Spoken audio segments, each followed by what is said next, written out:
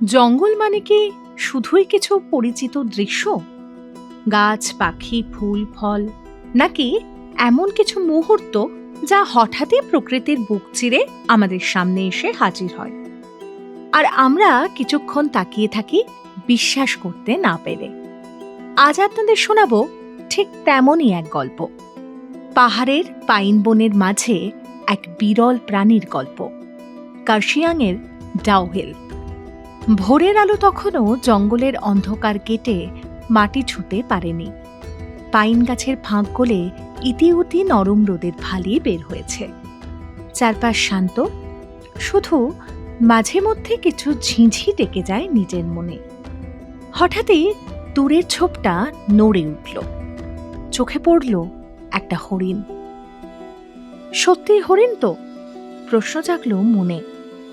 কেন? কারণ হরিণটির গায়ের রং কালো। সেই দৃশ্য দেখে কিছুক্ষণের জন্য থমকে যান বনকর্মীরা। ঠিক দেখছেন তো?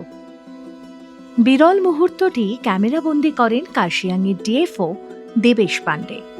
পরে জানা যায় হরিণটি বার্কিং ডিয়ার প্রজাতির, তবে জিনগত কারণে তার গায়ের রং স্বাভাবিকের থেকে অনেক বেশি কালো। এই ধরনের হরিণকে বলা হয় মেলানিস্টিক। অনেকেই জানেন ব্ল্যাক প্যান্থার মাঝে মধ্যে বিভিন্ন বনাঞ্চলে দেখা গেলেও কালো হরিণ সত্যিই বিরল। দার্জিলিং জেলায় শেষবার এমন হরিণ দেখা গিয়েছিল 2010 সালে সিঞ্চল বনাঞ্চলে। তারপরে কেটে গিয়েছে 16 বছর। বিশেষজ্ঞদের মতে কালো লেপার্ডের মতোই হরিণের ক্ষেত্রেও এই রং পরিবর্তনের কারণ জিনগত তারতম্য। এটি কোনো আলাদা প্রজাতি নয়, বরং প্রকৃতির এক ব্যতিক্রমী রূপ। আরও আশ্চর্যের বিষয় হল, কার্শিয়াং কোনো সংরক্ষিত বনাঞ্চল নয়, তবুও গত কয়েক বছরে বনকর্মীদের যত্ন আর নজরদারিতে এই এলাকা হয়ে উঠেছে বন্যপ্রাণীদের নিরাপদ ঠিকানা। এখন এখানে দেখা যায় বুনো শুয়োর, হরিণ, বনমুরগি, হাতি, চিতাবাঘ, এমনকি বাইসনও।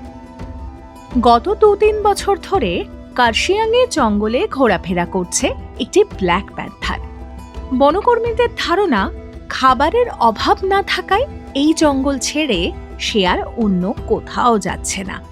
হরিণের ক্ষেত্রেও একই কথা প্রযোজ্য।